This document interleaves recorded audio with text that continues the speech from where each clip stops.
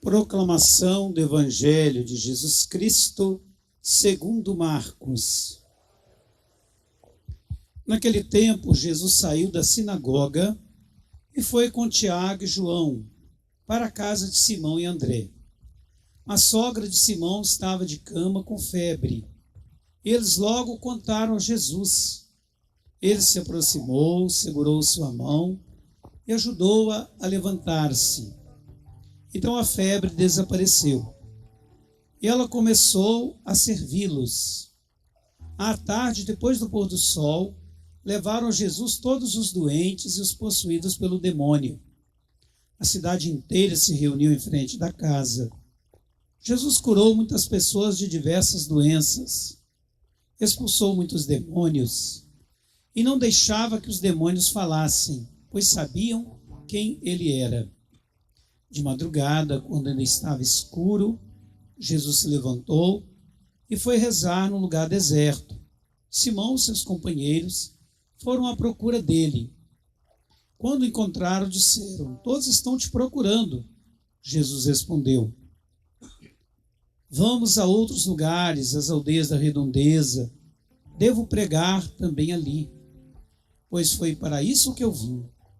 E andava por toda a Galileia, pregando nas sinagogas e expulsando os demônios. Palavra da salvação. Aleluia, aleluia, aleluia, aleluia, aleluia, aleluia, aleluia, aleluia, aleluia.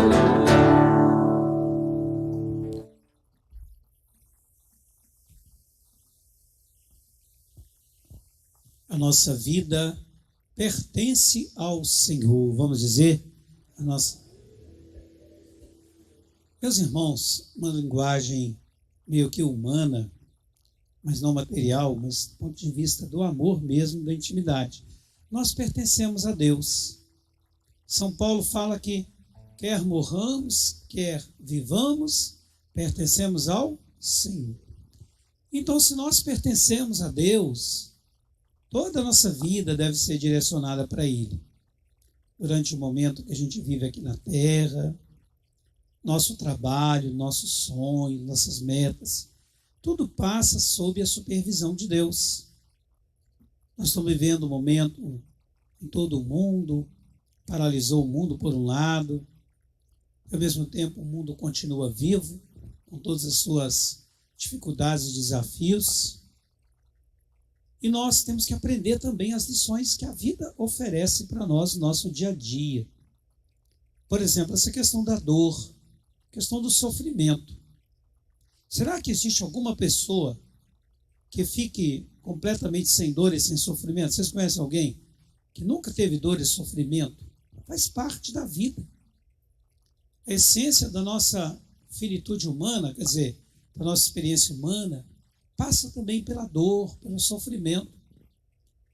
Muitas vezes a gente acha que o fato da gente rezar, a gente procurar viver as coisas de Deus, que a gente não vai ter sofrimento, que não vai ter problema. E há, inclusive, quem acha que, pelo fato de estar mais perto de Deus, Deus deveria proteger mais, ou que não teria nenhum problema na sua vida, de forma alguma. Nós também passamos por isso. E aí a gente vai experimentar que, na verdade, o Senhor está perto. Como diz o Salmo 22, né? Ele está conosco, o Senhor bom pastor. Nada a temer, porque Ele está conosco. Ele nos ampara em todo momento, mesmo com as dificuldades e desafios enfrentados. A dor, para muitos, é a pior situação do mundo. Leva à frustração, à revolta com Deus.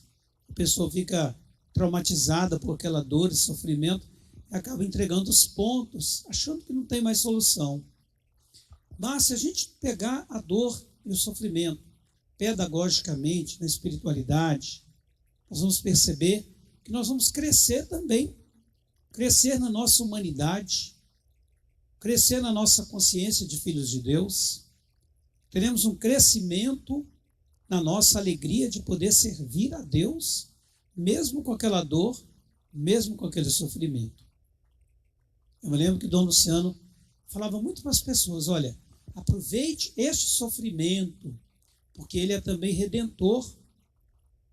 Você foi escolhido através deste sofrimento para poder crescer na fé, para exercer a maturidade da fé cristã. Porque o próprio Cristo também passou pela dor. Ele poderia ter ficado sem a dor, sem a cruz, sem perseguição, sem nenhum algoz, mas não. Jesus também experimentou a dor para mostrar que a gente vai viver e vai superar tudo isso. O livro de Jó mostra essa grande tragédia humana de uma pessoa que tinha tudo na vida que a gente possa imaginar. Depois perdeu tudo, mas não perdeu o essencial, a presença de Deus na sua vida.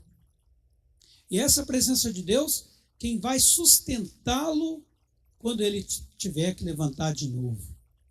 Porque os bens materiais, as coisas, até as pessoas passam, mas a graça de Deus permanece na vida de quem ama.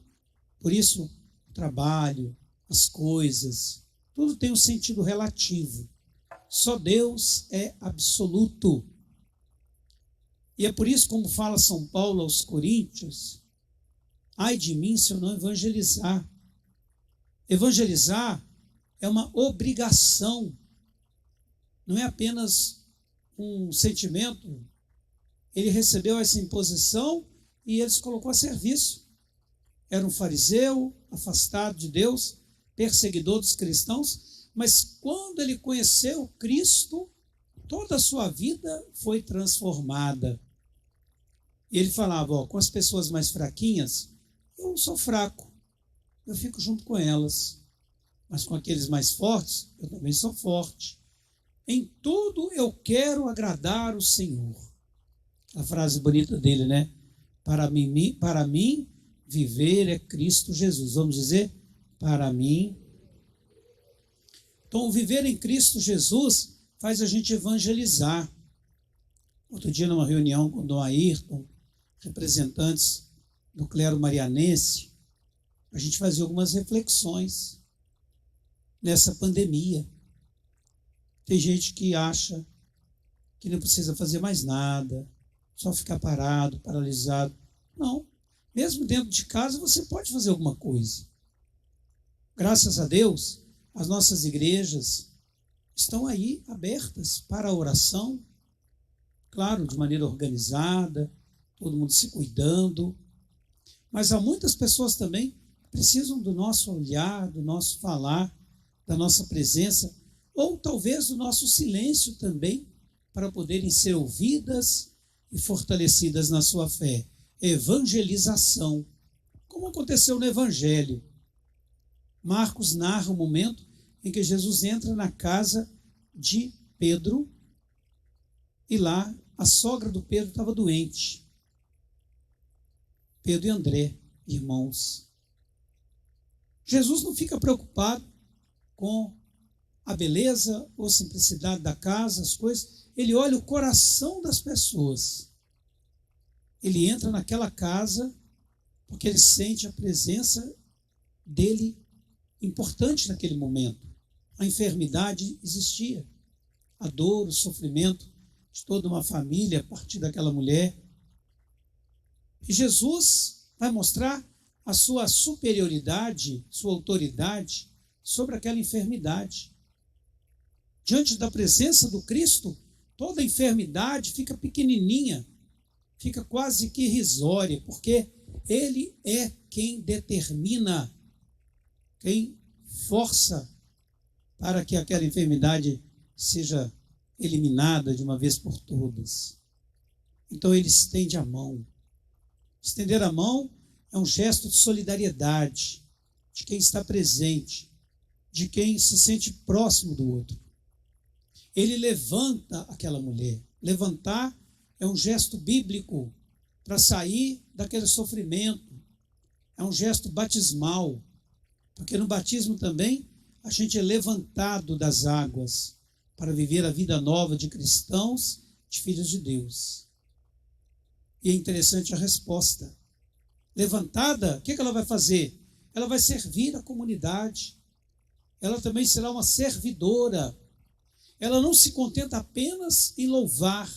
Ela agora quer também partilhar da missão de Jesus. Ela quer também participar daquele momento do Cristo. Ele é o mestre por excelência. E ela é servidora, ela é discípula. Ela quer servir também com o que sabe fazer. Servindo, cozinhando, né? Dando lá o que precisa. É assim, o serviço acontece de acordo com a capacidade de cada um. Deus dá a condição para todo mundo servir como pode, na sua humildade, na sua simplicidade. E ela entendeu isso, que era preciso servir a Jesus Cristo. O discípulo não é maior do que o mestre. E o discípulo se coloca a serviço do mestre, na sua casa, na sua família, evangelizando. Depois, Jesus continua a sua missão, cura um tanto de gente. Queriam que ele ficasse parado. Não, mas agora temos que ir para outros lugares. O evangelho não fica estático, ele é dinâmico. Ele vai para outras terras, outros cantos do mundo, para que outras pessoas também experimentem este amor, essa gratuidade, a alegria da presença de Deus. É isso que Jesus ensina para a gente. A nunca desanimarmos diante das situações presentes. Que a gente possa, então, neste dia, sentir a presença do Senhor. É o mês já de fevereiro, estamos no segundo mês. O Papa Francisco pede neste mês uma intenção geral pelas mulheres violentadas, vítimas da violência. Primeiro, que a sociedade lhes dê os seus direitos, seu respeito e as trate com aquilo que elas precisam.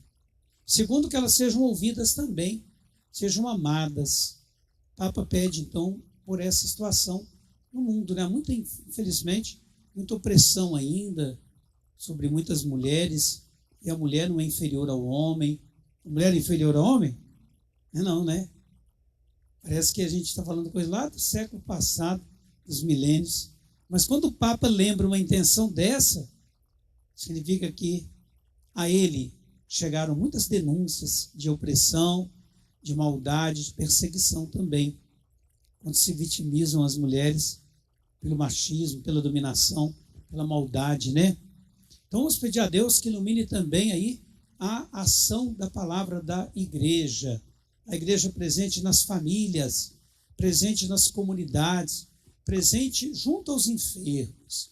Dia 11 próximo será o Dia Mundial dos Enfermos, dia de Nossa Senhora de Lourdes, Senhora da Saúde, que ela proteja todos os enfermos e enfermas, para que sintam a presença de Deus, que estende a mão e levanta para viver uma vida nova.